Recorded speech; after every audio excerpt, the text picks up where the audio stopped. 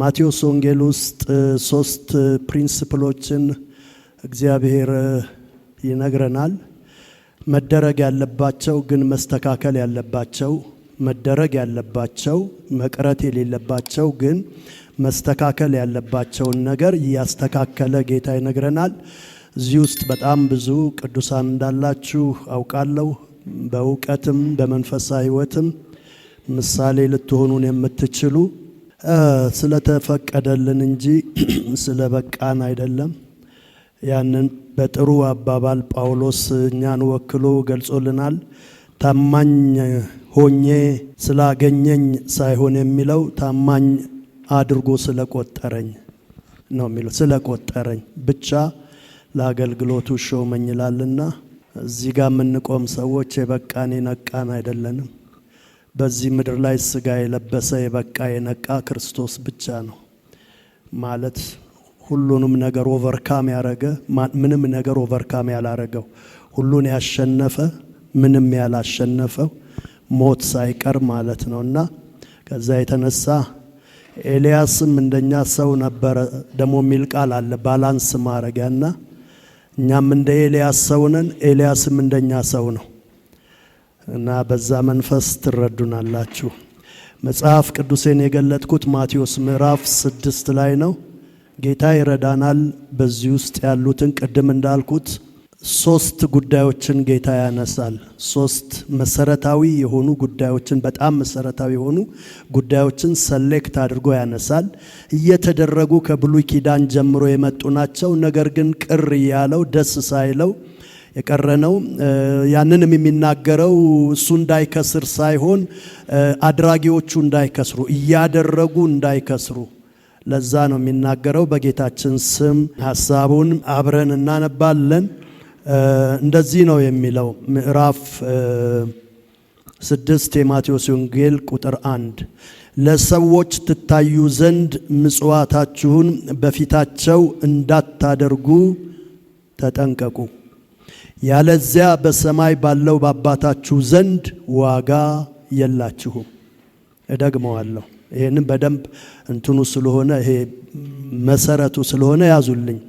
ለሰዎች ምን ትሉ ዘንድ ትታዩ ዘንድ ምጽዋታችሁን በፊታቸው አታድርጉ፣ ተጠንቀቁ፣ ያለዚያ በሰማይ ባለው በአባታችሁ ዘንድ አትታዩም ማለት ነው። ዋጋ የላችሁም። ለጌታ ቤት ሰጠው፣ ለጌታ አደረኩ፣ እንዲህ አደረኩ ብላችሁ ያደረጋችሁ ግን ሞቲቭ ያደራረጋችሁ ግን መንፈሱ የተበላሸ ከሆነ እግዚአብሔር አይልኝ ሰው ይልኝ ካላችሁ እግዚአብሔር ጋር አይደርስም። እንዳትከስሩ ነው የሚለው። ይሄ ኮሬክሽን ነው የሚሰጠን ጌታ፣ ለኛ ማሳሰቢያ ነው የሚሰጠን። ለጌታ ቤት ይሄን ያህል ሰጠው ብላችሁ ነገር ግን ለታይታ ካደረጋችሁት ተጠንቀቁ፣ ዋጋችሁን አትቀበሉም። ለምን? 2 ደሞዝ የለም። በአንድ ስራ ላይ 2 ደሞዝ የለም። በአንድ ስራ ላይ 1 ደሞዝ ነው ያለው። 1 ደሞዝ ነው ያለው። ከመሬትም ከሰማይም መቀበል አይቻልም። አይዊሽ ባብራራው ግን አላብራራውም። በምንም ነገር 2 ደሞዝ ለአንድ ስራ የለም። 1 ካምፓኒ ሰርቶ ከ2 ካምፓኒ መቀበል አይቻልም እንደማለት ነው። እና ከመሬትም ከሰማይም ምስጋና ወይም ብድራት ወይም ዋጋ ማግኘት አትችሉም ነው የሚለው። ቅዱስ ቃሉን እግዚአብሔር ይባርክልን። ያልኩት ቅዱስ ቃሉን እግዚአብሔር ይባርክልን። ይህንኑ ቃል ግን ደግሜ ነግራችኋለሁ። እግዚአብሔር በማስታወሻችን ላይ ሳይሆን ቢፈቅድ እኛም ብንፈቅድለት በልባችን ጽላት ላይ ይጻፈው። እስከ ዛሬ የከሰርን ካለን ከዚህ በኋላ እንዳንከስር፣ እስከ ዛሬ ክሬዲቱ ከሰው ከሆነ ከእግዚአብሔር ክሬዲቱ እንዲሆን እና ብድራታቸውን ከመሬት ነው የሚቀበሉት፣ ዋጋቸውን ከእግዚአብሔር ዘንድ አያገኙም ይላልና እዚህ ቤተክርስቲያን ውስጥ ወይም በመንፈሳዊ አገልግሎት እዚህ በየስላችሁ እዚህ ማለት አይደለም፣ የክርስቶስ ቤተክርስቲያን ውስጥ ስናገለግል ሽማግሌ ሆነ እናገለግል፣ መጋቢ ሆነ እናገለግል፣ በጣም ብዙ ለያንዳንዱ ነገር እንትን ካልን ዋጋችን እዚሁ እንዳይቀር እዚህ ጋር የሚናገረው ቃል ሰዎች ምንድነው? ለሰዎች ትታዩ ዘንድ ምጽዋታችሁን በፊታቸው እንዳታደርጉ አትስጡ አላለም። መስጠት መስት ነው። መስጠት አለባችሁ፣ ግን አስተካክሉት። የመስጠታችሁን መንገድ ወይም ደግሞ ሞቲቭን አስተካክሉት። ይሄንን የምናገረው እናንተ እንዳትከስሩ ነው ብሎ ነው የሚናገረው።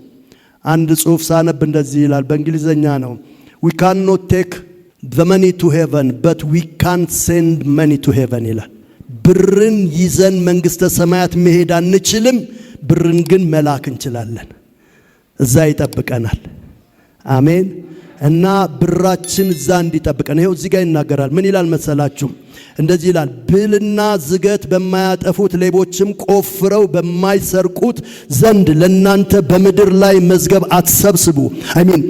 ልድገመው፣ ብልና ዝገት የሚያጠፉት ሌቦችም ቆፍረው በሚሰርቁት ዘንድ ለናንተ በምድር መዝገብ አትሰብስቡ። ነገር ግን ብልም ዝገትም በማያጠፉት ሌቦችም ቆፍረው በማይሰርቁት ዘንድ ለናንተ በሰማይ መዝገብ፣ የሰማይ አካውንት ክፈቱ። ኢንሾርት ምን የት ክፈቱ? የሰማይ አካውንት ይኖራችሁ። የሰማይ አካውንት ክፈቱ። ቀድሞ እዛ ተጠራቅሞ ይጠብቃችሁ። አሁን እኮ አንዳንድ መንግስት አሁን ያለው እየሰለጠነ ሀገራችን እየተሻሻለ ሲመጣ ብዙ ነገሮች ፎርስ እየተደረገን ቴሌ አካውንት መክፈት አለበት፣ ቴሌ ብር፣ ንግድ ባንክ መክፈት፣ አንዳንድ ትራንዛክሽኖች የግድ በዛ ውስጥ ነው የሚያልፉት። በቤተ ክርስቲያንም ዛሬ የሰማይ አካውንት ክፈቱ። ትራንዛክሽኑ በዛ ውስጥ እንዲያልፍላችሁ። ተረድታችሁኛል? ልቀጥል። እንደዛ ይላል፣ እንግዲህ ምጽዋት ስታደርጉ ግብዞች በሰው ዘንድ ምኖች? ግብዞች፣ ታይታ የሚወዱ ማለት ነው። ወይም እነኚህ ሃይፖክራቲስ የሚባሉት ግብዞች በሰው ዘንድ ምን ሊሉ ይላል? ሊከብሩ በምኩራብ በመንገድም እንደሚያደርጉ በፊትህ መለከት አታስነፋ። ይሄ እንደ ተረት ሆኖ ነጮች እንዲህ ይላሉ፣ ዶንት ብሎ ዩር ትራምፔት ይላሉ። ዶንት ብሎ ዩር ትራምፔት፣ መለከትን ለራስ አታስነፋ። እነኛ አይነት ሰዎች ምን ያደርጋሉ?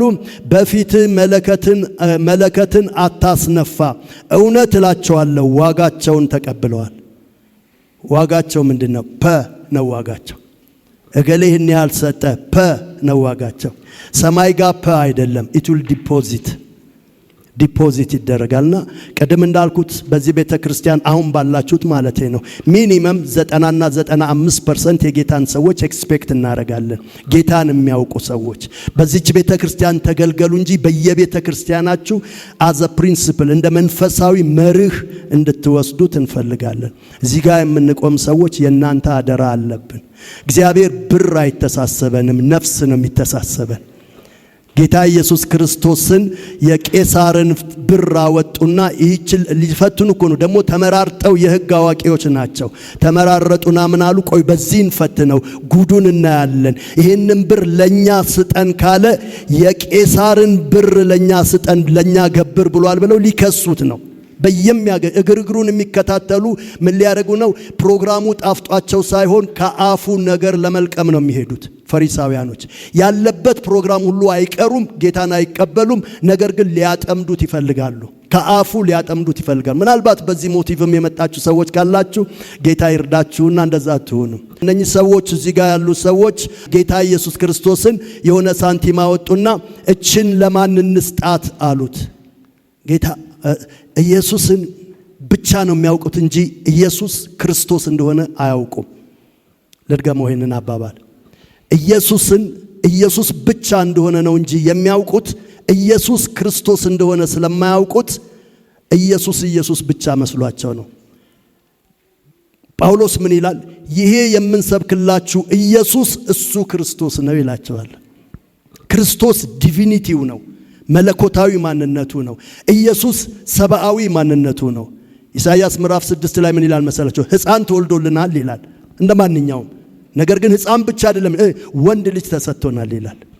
ወንድ ልጅ ማለት ምን ማለት ነው? ተበቃይ፣ ብድር የሚመልስ፣ የተነጠቀበትን የእግዚአብሔርን ንብረት የሚያስመልስ። ወንድ ልጅ የሚለው የክርስቶስን አገልግሎት ሲያናገር፣ ሕፃን የሚለው ደግሞ ኢየሱስ የሚለውን ነው የሚያሳየን። እና ጌታ ኢየሱስ ክርስቶስ አያቸውና የልባቸውን ክፋት አይቶ እንዲያል፣ ጽሕፈቱ የማን ይላል? የቄሳር። ምስሉስ የማን ነው የተጻፈው? የቄሳር አሉት። ከዛ ታዲያ ለቄሳር ነው ብሎ አላቆመም። ምን አለ መሰላችሁ? የእግዚአብሔርን ደግሞ ለእግዚአብሔር አላቸው። ከገንዘቡ በላይ የኔ ገንዘቦች እናንተ ናችሁ። ኮይኑ አይደለም፣ ብረቱ አይደለም፣ ብሩ አይደለም። እዛ ሳንቲም ላይ ኢሜጅ ነው ያለው አይደለም። ይሄ የቄሳር ፎቶ ወይም ስዕል ቅርጽ ነው ያለው አይደል? የኔ ደግሞ ቅርጽ እናንተ ላይ አለ። በመልኬ በአምሳሌ የሰራኋችሁ እናንተ የእግዚአብሔር ገንዘብ ናችሁ። እናንተ ወደ እግዚአብሔር ጎተራ ወይም ካዝና ያኛውን ደግሞ ብሩን ደግሞ ወደዛ ጣሉና እናንተ ግን ወደ እኔ ኑ ነበር ያላቸው። በመልሱ ተደንቀው ዳግም ሊጠይቁትም አልፈለጉም፣ ፈሩ ብሎ ይናገራል። እና እዚህ ጋር እንዳልኳችሁ ዋጋቸውን ተቀብለዋል። ይሄ ቃል ያስፈራኛል። ምንድነው ዋጋቸውን የተቀበሉት? እነኚህ በምድር ለታይታ የሰጡ ሰዎች ምንድነው ዋጋቸውን የተቀበሉት?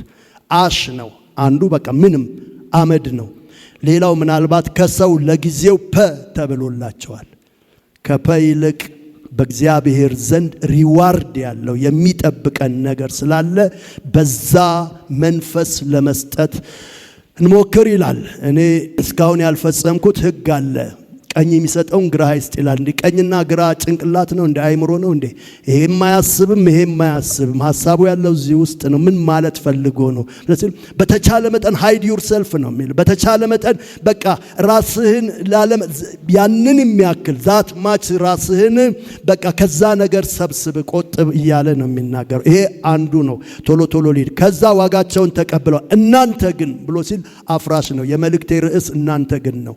የዚህ የመልእክቴ ርዕስ እናንተ ግን የሚል 3 ጊዜ እናገኛለን።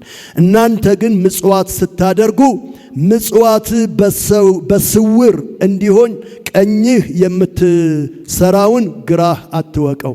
በስውር የሚያይህ አባትህ የሚደንቅ ነገር ነው። በእውነት ጸጋ ይብዛልን። እኔ የምችል አይመስለኝም። እኔ እንደው ሰው ቢያይልኝ እፈልጋለሁ። ጎላ ያለ ገንዘብ ሲሰጥ እንደው ገለጥ አርጌ እጄን ምናምን ነገር የምሰጣውን ሰዎች ቢያዩና እንደው በቃ ምሳሌም በሆናቸው እኔ እኮ የምሰጠው እንዲህ ብል ደስ ይለኛል። ሆኖም ግን እዚህ ጋር የሚናገረው ነገር ምን ይላል? በስውር የሚያይህ ስጦታችሁ ምን አርጉት? አትስጡ አይደለም፣ ሰውሩት ነው እያለ የሚናገረው። ዛሬ ትንሽ እንደሚከብድ አውቃለሁኝ። እንግዲህ አንዳንድ ሰዎች እንደዚህ ይላሉ፣ ቃሉን ብዙ ባልጠቀምበትም ሰበር ይላሉ። እስካሁን የነገርኳችሁ ሰበር ነው ማለት ነው። እግዚአብሔር ኢንተራፕት አድርጎ መሃል ገብቶ እንደዚህ ነገር አድርጓልና ለጥያቄ ካላችሁ መልስ ነው። ሁላችንም አንዳንድ ግድፈት ታያላችሁ በአገልግሎት ውስጥ፣ አንዳንድ ነገር ታያላችሁ። we are human። በዛ መልክ አንደር ስፔስ ስጡት፣ ስፔስ እንስተው። ገባችሁ? ስፔስ ማለት አሁን ስፔስ እንስተው። ሰው መሆናችን አንዱ ጥሩ ነገር እንሳሳታለን። ዋጋቸውን ተቀብለው ላንተ ግን ምጽዋት ስታደርግ በስውር አድርገው በግልጽ ይከፍልሃል። ሰው የሚያይህ ስትቀበል እንጂ ስትሰጥ አይደለም ማለት ነው። ምን አድርጎ ነው የተሰጠው ሰው ይልሃል። ለምን? አንተ በስውር ነው የምታደርገው፣ እርሱ ደግሞ በምን? በግልጽ። ማን ይከለክሏል? ማን እሱ በሚያደርገው ምን ይላል? በጠላቶቼ ፊት ለፊት እኮ ነው ዘይት የቀባኝ ይላል። ማንም ሰው ወዳጆቹን ነው የደስታው ቀን የሚጠራው። እግዚአብሔር ግን ሆን ብሎ በዳዊት ላይ ሹመት ሲሾም ጠላቶቹን ነው በምክንያት የሰበሰባቸው። እና በጠላቶቹ ፊት ማን አቁም ሊለው ነው? ማን ሊከለክለው ነው? እና በስውር ስታደርግ በግልጽ ያደርጋል ይላል። ጌታ ይርዳን። ሁለተኛው መስተካከል ያለበት ይላል ምጽዋት ስጡ ግን አስተካክሉ፣ ለምን እንዳትከስሩ። ሁለተኛው መስተካከል ያለበት ጸሎትም ላይ ችግር አለ ይላል። ጸሎታችሁንም አትጸልዩ አቁሙ አላለም፣ አስተካክሉ። መደረግ መስት ነው ግን ይስተካከል። ምን ሆኖ ይስተካከል? ስትጸልዩም እንደ ግብዞች፣ አሁንም እላይም ግብዞች ሃይፖክራት አትሁኑ። ስትጸልዩ እንደ ግብዞች አትሁኑ፣ ለሰው ይታዩ ዘንድ በምኩራብና በመንገድ ማዕዘን ይቆማሉ። አውራ ጎዳና ፈልገው ይቆማል። ማዕዘን፣ የመንገድ ማዕዘን ማለት 4 ወይ ያለው ማለት ነው። የግራውም የቀኙም የፊቱም የኋላውም እንዲያያቸው ያንን ያህል ወጥተው ይጸልያሉ። በምኩራብ በመንገድ በማዕዘን ቆመው መጸለይን ምን ይላሉ? ይወዳሉና። እውነት እላቸዋለሁ እነኚህም ዋጋቸውን ተቀብለዋል። ምንድነው ዋጋቸው? ከሰው በቃ ምን ይሆናል? ምንም አይሆንም። ለጊዜው ስሜት ሊያሞቅ ይችላል። ጎሽ ገሌም አይቶኛል፣ ገሊትም አይታኛለች ምናምን ማለት ነው። ኖ ይሄንን ተው ይልና ከዛ አሳሲያስተ አንተ ግን ሶስቱም ቦታ ላይ አንተ ግን አለ። የመልእክት ርዕስ ነው። አንተ ግን አንተ ውስጥ አንቺም አለች ማለት ነው። አንተ ግን አንቺ ግን ወደ እልፍኝህ ግባ፣ መዝጊያህንም ዘግተህ በስውር ላለው አባትህ ጸልይ። በስውር የሚያይህ አባትህ አሁንም በምን በግልጥ ይከፍልሃል። እና ከዚህ በኋላ ዶንት ፕሪቴንድ። በቃ ስትጸልዩ በራሳችሁ ላይ በራችሁን ዝጉ ይላሉ። ጸሎት ባይዘወይ ህይወት አይደለም። ጸሎት ህይወት መጠበቂያ ዘበኛ ነው። ብዙ ሰው እንደዚህ ይላል፣ እገሊት እንዴት ያለ የጸሎት ህይወት አላት። አረ ጸሎት ህይወት አይደለም። እስቲ መጽሐፍ ውስጥ ግቡ። ህይወት ገላትያ ምዕራፍ 5 ከቁጥር 20 ጀምሮ ያለው ነው። የመንፈስ ፍሬ ይህ ነው ብሎ የሚዘረዝረው ወደ 9 አካባቢ የሚሆን እሱ ነው። ህይወት ትዕግስት ነው። ህይወት ቸርነት ነው። ህይወት ምህረት ነው። ህይወት ይቅርታ ማድረግ ነው። ህይወት ራስን መግዛት ነው። ህይወት ፍቅር ነው። ጸሎት ህይወት አይደለም። ዛፉን ውሃ እናጠጣዋለን። ውሃ ባናጠጣው ዛፉ አያፈራም። ውሃ ስለጠጣ ነው ያፈራው። ውሃው ግን ዛፉ አይደለም። ውሃው ግን ፍሬው አይደለም። ግን ውሃው ፍሬ እንዲያፈራ ለዛፉ ትልቅ ግብአት ነው። ጸሎትም እንደዚህ ነው። እና ብዙ በመጸለያችሁ ትምክህት አታድርጉ። በጸሎታችሁ ውስጥ ምን አገኛችሁ? በህይወታችሁ የሚታየው ፍሬ ነው። በጸሎት እንዳተረፋችሁ የምታውቁት። ጸሎት ልክ እዚህ በር ላይ እንዳለን ወችማን ነው። ይሄ ንብረት ነው። ጸሎት ንብረት መጠበቂያ ነው። ንብረታችን የሚዘረፈው ጸሎት ስናቆም ነው። ወደዚህ የሚገቡ ሌቦች ችግራቸው ፑልፒቱን እንዴት እናነሳው፣ ይሄን እንዴት እናነሳው፣ ያንን ዕቃ እንዴት እናነሳዋለን አይደለም፣ ጥበቃውን እንዴት እናልፈዋለን ነው። የህይወታችን ወችማን ጸሎት ነው። መጀመሪያ እግዚአብሔር መጥቶ ምንም ነገር ሰይጣን መጥቶ ምንም ነገር ለመዝረፍ ወችማኑን ጥበቃውን እንደሚመቱ ሌቦች ወይም የሆነ ነገር እንደሚያደርጉ ጠላት መጀመሪያ በህይወታችን ጸሎታችንን ነው የሚመታው። ጸሎታችንን ከመታው በኋላ ቤታችን፣ መንፈሳዊ ቤታችን ወይም ትሬዠራችን ክፍት ነው። ከዛ በኋላ ድሮ የጠበቅነው ነገራችን ምናችን እየወረደ እየቀነሰ ይመጣና ወደ ድሮ ነገር እንመለስ። ማንም ሰው ሲደክም መጀመሪያ የሚደክመው ከጸሎት ነው። ማንም ሰው ደግሞ የጸሎት ህይወት ያለው አላልኩም። የጸሎት ሰው መጀመሪያ የሚመታበት እሱ ነው። የሚጸልይ ሰው ቀድሞ አይደክምም፣ ቀድሞ አይረታም። የሚጸልዩ ሰዎች ቶሎ እጃቸውን አይሰጡም። የሚዘምሩ ሰዎች ሊከስሩ እየዘመሩ ይችላሉ። የሚሰብኩ ሰዎች እየሰበኩ ሊከስሩ ይችላሉ። ሽማግሌዎች ቤተክርስቲያን እየመሩ ሊከስሩ ይችላሉ። የጸሎት ሰው ግን አይከስርም፣ ራሱን ይጠቅማል። ስብከታችን ላይ ጠቅም፣ ዝማሪያችን ላይ ጠቅም ይችላል። ቤተክርስቲያን እየመራን ለራሳችን ላንጠቅም። የሚጸልይ ሰው ግን ራሱን ይጠቅማል። ይህንን እውነት ልናውቅ ይገባልና በስውር ጸልዩ፣ በራችሁን ዘግታ። በተቻለ መጠን ስትሰጡ ሰው አይወቅባችሁ። በተቻለ መጠን ስትጸልዩ ሰው አይወቅባችሁ። ምን አለበት እግዚአብሔር ምን አለበት? አይ እንደዚህ አይደረግም። በቃ የጸሎት ፕሪንሲፕል፣ የመስጠት ፕሪንሲፕል ይሄ አይደለም። ሶስተኛው ዲፕላይ ያልገባበት ይሄ እያንዳንዱ ለብቻው አንዳንድ ክፍለ ጊዜ የሚፈልግ ነው። ሶስተኛው ጋር እንሂድ። አባታችን ሆይን ልዝለለውና ስትጦሙ፣ ሶስተኛው ደግሞ ጾም ነው። አንደኛው መስጠት ነው፣ ሁለተኛው መጸለይ ነው፣ ሶስተኛው ደግሞ መጾም ነው። አይ ቲንክ እነኚህ ነገሮች የህይወታችን ፒላሮች ናቸው። የህይወታችን መሰረታዊ ነገር እያንዳንዱ ክርስቲያን ሊያደርግ የሚገባው ነው። ብዙ ሰው ጸሎትን ይሰጠዋል፣ ስፍራ ትክክል ነው። መጾምን ስፍራ ይሰጠዋል። መስጠት ግን አንዱ መንፈሳዊ አንዱ ፓርት እንደሆነ ብዙዎቻችን አናውቅም። እና ትክክለኛ ቦታ መስጠት ራስን ማበልጸግ እንጂ እገሌን ወይም ቤተክርስቲያንን ማበልጸግ አይደለም። ትክክለኛ ቦታ መስጠት። ከዛ የተነሳ መስጠትን ጌታ ኢየሱስ በአዲስ ኪዳን አካቷል። ሰዎች መስጠት ሲያቅታቸው አሁን እየተሰባሰቡ አዲስ ኪዳን ላይ አልተጻፈም ይላሉ። የእግዚአብሔር ቃል ዘላለማዊ ነው። የእግዚአብሔር ቃል ዘላለማዊ ነው። የቱ ላይ ነው ስለ አስራት የተናገረው? ብሉይ ኪዳን የመጽሐፉ 39ኛው መጽሐፍ ላይ ነው። ለየትኛው ጄኔሬሽን ነው ስለ አስራት እግዚአብሔር የሚወቅሰው? ገና አዲስ ኪዳን ስለሚቀጥል ነው። ባይዘው በዕብራውያኖች አዲስ ኪዳንና ብሉይ ኪዳን የለም፣ ፍላት ነው። ይሄኛውም አዲስ ኪዳን ነው። ዘፍጥረትም አዲስ ኪዳን ነው ለእግዚአብሔር። ይሄኛውም ደግሞ አዲስ ኪዳን ነው። የእግዚአብሔር ያረጀ ቃል የለም። ዘመን የሚሽረው ቃል የለም። ሕግ በጸጋ ተተክቷል አውቃለሁ፣ ሕግ ግን አልተሻረም። ብዙ ሰው እንዲል ባክዝም በል አንተ እኔ ከሕግ በላይ ነኝ ከሕግ በታች አይደለም። ሕግ ሳትፈጽም ጸጋ የመጣው ሕግን እንድንንቅ ሳይሆን ጸጋ የመጣው ሕግን በራሳችን መፈጸም ስለማንችል ለሕግ ጉልበት ሊሰጠን ነው። አሁንም አትስረቅ ይሰራል። አሁንም እንዲህና እንዲህ ያለው 10ቱ ቃላት ይሰራል። የማይሰራ ጌታ ኢየሱስ ክርስቶስ ራሱ ሕግ ልታፈርስ አረ ላፈርስ አይደለም እንደውም ላጸናው ነው አላቸው። እንደውም በሕግ የተጻፈው ምን የሚል ነው? ወንድሙን ወይም ሰው የገደለ ይገደል ነው አይደል? እኔ እሱን አይደለም ገና ጨምራ ሞር ፋናቲኮ ምን አደርጋለሁ? ወንድሙን ጨርቃም ላለ ለሱ የገሃነም ፍርድ ይገባዋል። ወንድሙን ጨርቃም ብሎ ለሰደበ ብሎ ሲያከረው ወይም ሲያጸናው ሲጨምርበት እናያለን። ክርስቶስ ኢየሱስ ሕግን ለመፈጸምና ሕግን ለማጽናት ነው የመጣው እንጂ ሕግን ሊሽር አልመጣም። እንደውም የሚጠቅሰው ሕግን ነው። ብዙ ቦታ በተለይ ማቴዎስ ወንጌል ላይ ሕግን ይጠቅሳል። ስለዚህ ሶስተኛው ስለ ጾም ይናገራል። ስትጦሙ እንደ ግብዞች ይልና በጣም የሚገርም ነገር ነው። አትጠውልጉ ቢሻይን ይላል። አትጠውልጉ ብቻ አይደለም።